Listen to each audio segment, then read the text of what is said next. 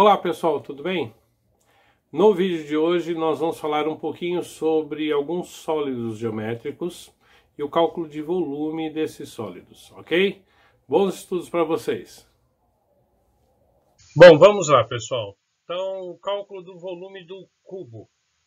O que é um cubo? O cubo é um sólido geométrico que tem por suas propriedades todos os lados iguais. Então, se eu tenho todas as suas arestas iguais, isso significa que eu tenho um cubo. Outra característica é que o ângulo interno nas faces, dos quadrados das faces, tem que ser igual a 90 graus.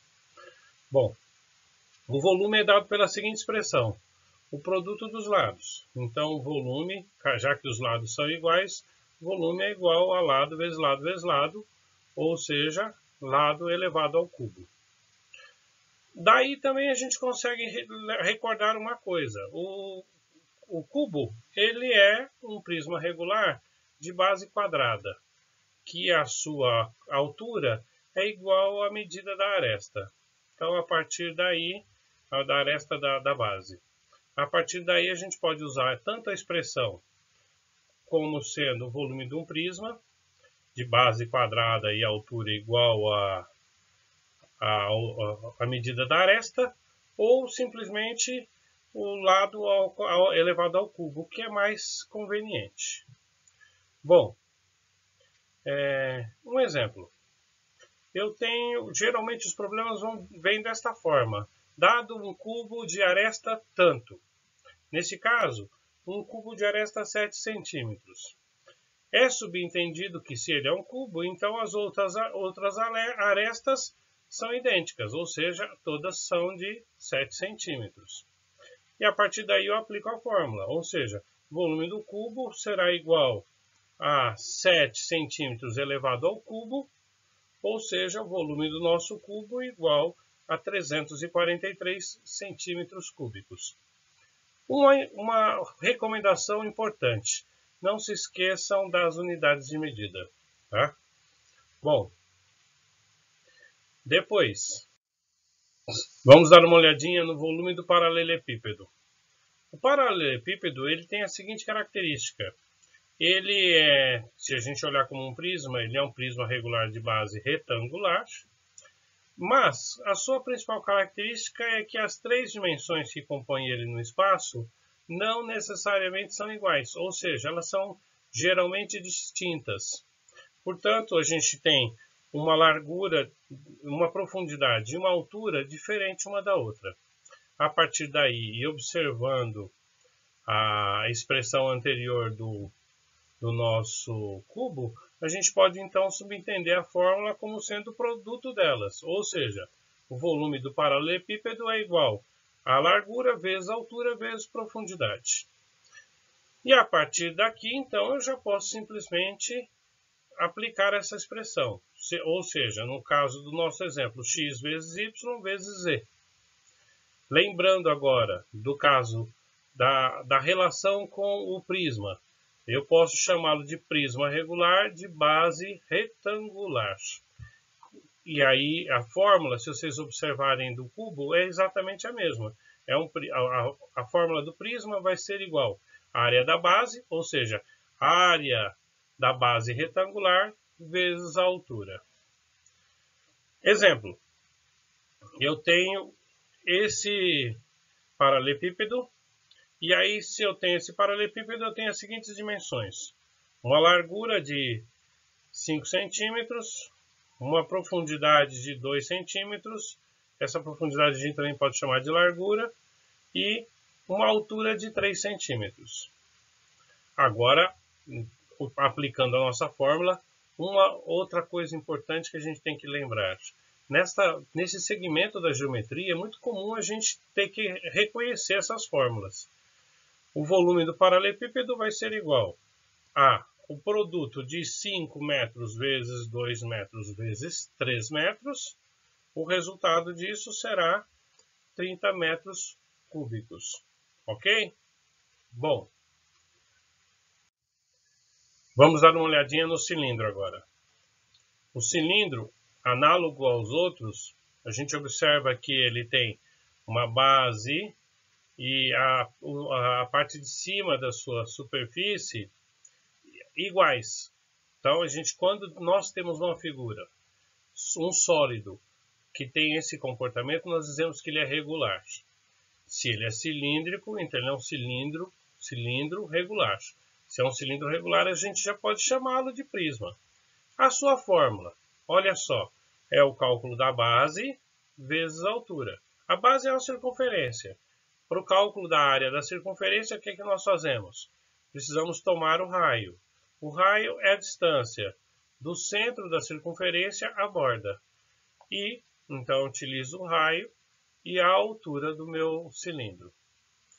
São os meus parâmetros para o cálculo do volume. E a fórmula é dada como sendo π vezes r quadrado vezes h. O que é π vezes r quadrado? É a área da circunferência da base do cilindro. Então, não podemos esquecer que π é adotado. Nós adotamos para esta aula um número aproximado de 3,14, mas ele é um número infinito, ou seja, depende da precisão que você vai trabalhar. Vamos supor, por exemplo, que nós estamos num curso de mecânica e que a precisão é de 1/100º ou de 1/1000º. Então, eu teria que ter mais casas decimais. Adotaria outras casas decimais. E a partir daí, nós podemos recordar do prisma regular de base circular. Olha só, a área do prisma circular será igual à área da base vezes a altura. Olha lá, de novo, as três fórmulas idênticas. Então, eu não posso nunca esquecer do cálculo da área nesses casos. A área da base vezes a altura. E aí, a partir daí, eu posso usar uma expressão ou outra. As duas são a mesma, na verdade. E um exemplo. Eu tenho esse prisma. É um cilindro, um prisma cilíndrico. Eu tenho esse cilindro. Eu sei que o raio desse cilindro é de 2,5 milímetros e a altura 4 milímetros. De posse dessas informações, aplico a fórmula. Ou seja, o volume do meu cilindro será igual. Adotando π como 3,14, eu vou ter 3,14 vezes 2,5 milímetros quadrados vezes 4 milímetros. Volume da esfera. O que é uma esfera? Uma esfera é um sólido de revolução composto de uma circunferência quando ela sofre a revolução. E como é que nós calculamos o volume dela? Nós tomamos a partir do seu raio e aplicamos a fórmula. 4π r ao cubo sobre 3. Reparem que a esfera ela não é classificada como um prisma. Tá? Isso é importante para a gente também lembrar. Um exemplo. Sim, não vamos esquecer que nós estamos assumindo π aproximadamente 3,14. Então, um exemplo. Eu tenho essa esfera com um raio de 3,2 metros. Aplico simplesmente a fórmula, ou seja, o volume da esfera será igual a 4 vezes 3,14 vezes 3,2 metros elevado ao cubo dividido por 3.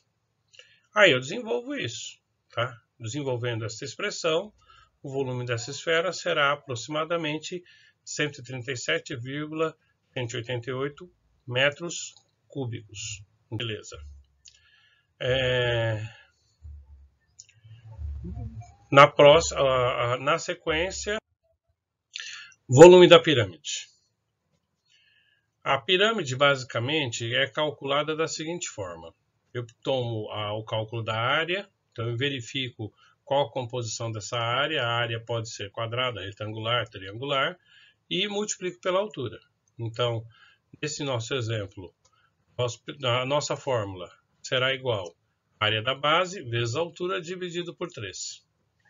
Uma coisa que é importante a gente ressaltar e que é importante a gente lembrar disso. A área da base ela pode ser dada por qualquer polígono. Então, eu posso ter como eu já disse, um triângulo, um retângulo, um hexágono, e aí a partir daí eu calculo a área desta figura da base, depois multiplico pela altura e o resultado divido por 3. Um exemplo, eu tenho esta pirâmide. Nós tomamos primeiro as medidas da base, então largura 12 metros, comprimento 8 metros, preciso verificar a altura. A altura, no caso dessa pirâmide, 27 metros. A partir daqui, dessas informações, eu já tenho todos os dados para substituir na fórmula. Então, o volume da nossa pirâmide, lembrando, essa é uma pirâmide de base retangular. Então, a área da base será o produto das duas. Logo, 12 metros vezes 8 metros, vezes a altura, 27 metros, resultado dividido por 3. Resultado final, calculando e desenvolvendo essa expressão, será de 864 metros cúbicos. Ok? Beleza. Bom, com isso nós encerramos os principais sólidos geométricos. A partir do que nós vimos aqui, nós conseguimos decompor e calcular os outros, por exemplo, outras pirâmides. Só lembrar que precisamos calcular a área da base vezes a altura.